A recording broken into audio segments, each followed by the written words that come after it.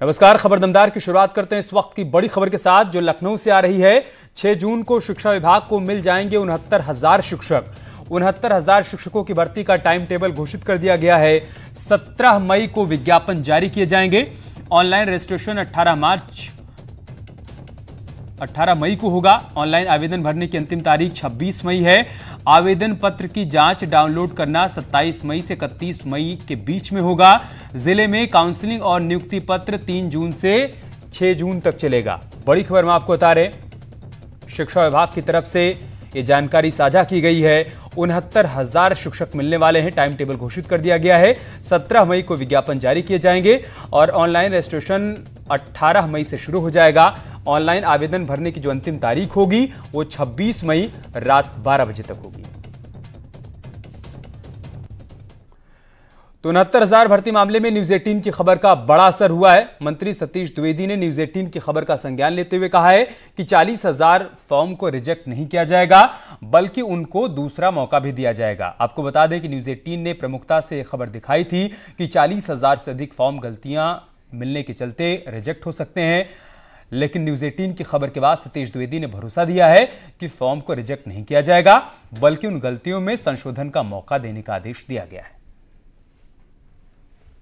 माध्यम से उन सभी छात्रों से ये कहना चाह रहा हूं कि अभी सुधार के उनके पास कई अवसर हैं। जिन लोगों ने भी कट ऑफ के अंकों के आधार पर इस परीक्षा को उत्तीर्ण किया है, उनके रोल नंबर और रजिस्ट्रेशन का जो मिसमैच है, या कई लोग हमको मैसेज करते हैं कि पूर्णांक सही से नहीं भर पाए। यद्यपि की सावधानी बरतनी चाहिए थी, लेकिन अभी जब बेसिक शिक्षा परिषद के पास ये रिजल्ट जाएगा और इन लोगों को ऑनलाइन काउंसलिंग के लिए अप्लाई करने का अवसर मिलेगा, जिले पर जब ये जाएंगे फाइनली काउंसलिंग के लिए, तो ऐसे कई मौकों पर इनके इन गलतियों को सुधार करने का अवसर ऐसे अभ्यर्थियों को मिलेगा।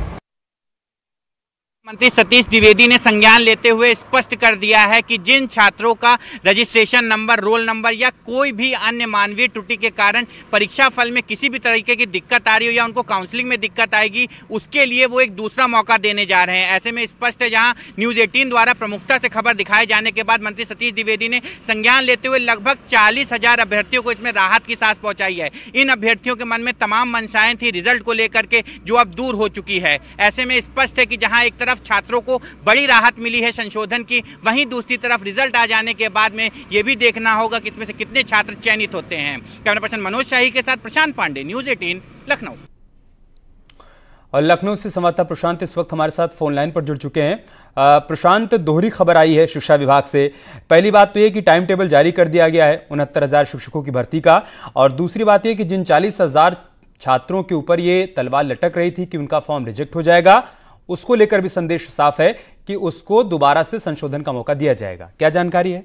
जी बिल्कुल अमित, जिस तरीके से खबर का संज्ञान आया है, ये बिल्कुल स्पष्ट है कि अगर पहली बार खबर की बात करें तो जो समय सारणी घोषित की गई है, जो टाइम टेबल घोषित की गई है, ये वाकई एक बड़ी सौगात है उन नौनिहालों के लिए जिनको 6 जून के बाद शिक्षक मिल जाएंगे। जो बेसिक शिक्षा विभाग शिक्षकों की कमी से जूझ रहा था, जिलेवार ढंग से वहां शिक्षकों की तैनाती हो जाएंगे। तो ग्रीष्मावकाश के बाद जब स्कूल खुलेंगे तो नौनिहालों को बड़े हद तक शिक्षक मिलेंगे और वो अपने नए शिक्षकों के साथ में अपना पठन पाठन का कार्यक्रम शुरू कर पाएंगे। तो नौनिहालों के लिए बड़ी खुशी की बात है। साथ ही साथ यहाँ जो 40,000 की अगर बात करें तो उन 40,000 अभ्यर्थियों के लिए भी एक बड़ी राहत भरी खबर है कि न्यूज 18 के द्वारा प्रमुखता से खबर दिखाए जाने के बाद मंत्री सतीश द्विवेदी के द्वारा अधिकारियों ने जो इसमें हिल्ला हवाली की थी, तो उस पर फटकार लगाते हुए स्पष्ट कर दिया है कि एक अभ्यर्थियों को एक और मौका दिया जाना चाहिए, जिससे जो भी उनके में त्रुटियां थी उन त्रुटियों पर सुधार किया जा सके, और जो भी अभ्यर्थी इससे वंचित रह जा रहे थे, जो एक छोटी सी भूल थी, मानवीय त्रुटि थी, उस आधार पर उनको जो है पीछे नहीं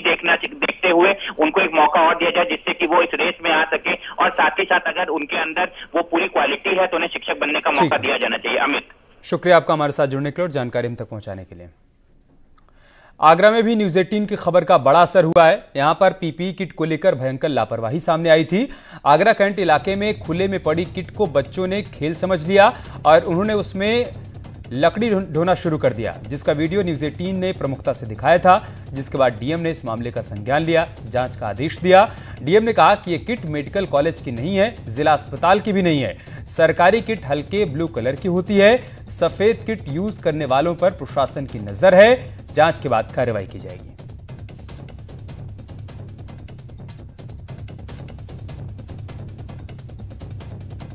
तो इस खबर को न्यूज़ 18 ने प्रमुखता से दिखाया था। आप देखिए कितनी बड़ी लापरवाही यहाँ पर सामने आई है। कैसे बच्चे पीपीई किट के साथ खेल रहे हैं, उस पर लकड़ी ढो रहे हैं। उनको नहीं मालूम है कि इससे संक्रमण फैल सकता है। बहरहाल डीएम ने इसका संज्ञान लिया है। संवाददाता हिमांशु हमारे साथ जुड़ चुके हैं इस वक्त आगरा से। हिमांशु, क्या जानकारी, क्या अपडेट है? जी बिल्कुल, ये खबर चलने के तत्काल बाद कमिश्नर और डीएम सक्रिय हुए हैं। उसके बाद डीएम को जांच के आदेश दिए गए हैं। तो डीएम ने प्रथम दृष्टया जो जांच की है उसमें खुद बताया है ये बात कि जो सरकारी सप्लाई हुई है एशियन मेडिकल कॉलेज में और जिला अस्पताल में वो हल्के ब्लू रंग के पीपीई किट है। तो ऐसे में निश्चित हो गया है कि या तो किसी प्राइवेट अस्पताल की यह किट है या किसी ने लापरवाही बस इसे तमाम लोग, चूंकि इस कोरोना काल में तमाम लोग ऐसे हैं जो रास्ते में चलते हैं वो भी किट पहनकर सब्जियों की सप्लाई कर रहा है, कोई घर के अन्य सामान एक्सेसरी जो जरूरत वाले सामान उसकी सप्लाई कर रहा है। तो ऐसे में कोई भी लापरवाही कर सकता है, लेकिन अगर ये हॉस्पिटल की लापरवाही किसी की तो बेहद गंभीर मामला हो जाएगा और सख्त कार्रवाई होनी तय है इस मामले में। जी शुक्रिया आपका हमारे साथ जुड़ने के लिए हिमांशु और जानकारी हम तक पहुंचाने के लिए। और एक और बड़ी खबर आई है। बीजेपी एमएलसी देवेंद्र प्रताप सिंह ने सवाल उठाया है। उन्होंने कहा है कि विधायकों की सैलरी कटी तो फिर नौकरशाहों की सैलरी क्यों नहीं कटी। एमएलसी देवेंद्र प्रताप सिंह की मुख्य सचिव को चिट्ठी भेजने की बात सामने आई है, जिसमें उन्होंने सवाल किया है कि विधायकों ने सैलरी अगर कटा दी है तो फिर अधिकारियों की सैलरी क्यों नहीं काटी गई है। देवेंद्र प्रताप सिंह ने मुख्य सचिव से ये सवाल किया है। बड़ी खबर हम आपको बता रहे हैं और ये लेटर भी दिखा रहे हैं जो कि एमएलसी देवेंद्र प्रताप सिंह की तरफ से भेजा गया है मुख्य सचिव को। और ये सवाल किया गया है कि जब विधायकों ने अपनी सैलरी कटवाई तो फिर अधिकारियों की सैलरी क्यों नहीं कटी है। एमएलसी देवेंद्र प्रताप सिंह हमारे साथ जुड़ चुके हैं। देवेंद्र जी, आपका यही सवाल है कि जब विधायकों ने सैलरी कटवाई तो फिर नौकरशाहों ने क्यों नहीं? मेरा सवाल ये है कि देश इस वक्त संकट के दौर से गुजर रहा है। पूरा विश्व कोरोना वायरस से जूझ रहा है।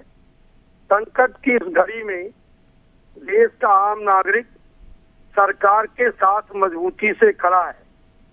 सभी सांसदों और सभी विधायकों ने सहर्ष स्वीकृति दिया अपने वेतन से 30% कटौती के लिए। क्या नौकरशाहों की जवाबदेही देश के प्रति नहीं है? क्या नौकरशाहों की जवाबदेही देश की जनता के प्रति नहीं है? उन्हें भी आज राष्ट्र धर्म का पालन करना चाहिए, ऐसा हमारा उनसे परामर्श है। इस बात की चिट्ठी, इस आशय की चिट्ठी मैंने मुख्य सचिव को लिखा है। आपकी चिट्ठी का कोई जवाब मिला आपको? जी कहा भाई, इस वक्त पूरा तंत्र कोरोना से लड़ाई में लगा हुआ है, तो इतनी जल्दी जवाब की अपेक्षा नहीं की जा सकती। चिट्ठी आपकी पहुंच गई है मुख्य सचिव के पास देवेंद्र जी? चिट्ठी पहुंच गई है, मैंने उनको व्हाट्सएप भी कर दिया है। बहुत शुक्रिया आपका हमारे साथ जुड़ने के लिए, अपनी बात रखने के लिए। तो एमएलसी देवेंद्र प्रताप का कहना है कि देश मुश्किल दौर से गुजर रहा है।